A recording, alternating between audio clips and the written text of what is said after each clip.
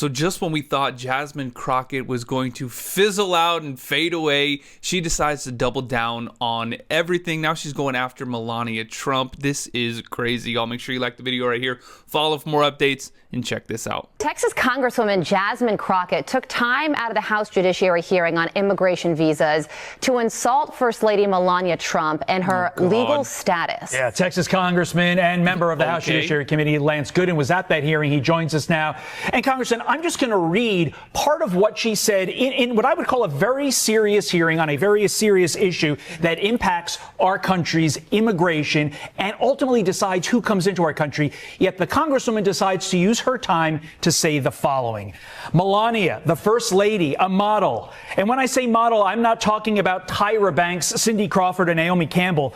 You're supposed to have some sort of significant achievement, like being awarded a Nobel Peace Prize or a Pulitzer, being an Olympic medalist, or having other sustained extraordinary abilities and success in sciences, arts, education, business, or athletics. Last time I checked, the First Lady had none of those accolades under her belt. It doesn't take an Einstein to see that the math ain't math. And here, this, of course, Einstein approach is what this approach to visas is called. Your reaction to that display, again, from a sitting U.S. Congresswoman against the First Lady, mind you, who championed an anti-bullying program in her first term? Well, first of all, I think the First Lady is magnificent, as do most of the country. I am very proud of her and her accomplishments, and I wouldn't dare question her history, how she came to the United States, or what she's done, because what she's done is magnificent. And I'm so proud of her and the work that she's doing as our First Lady.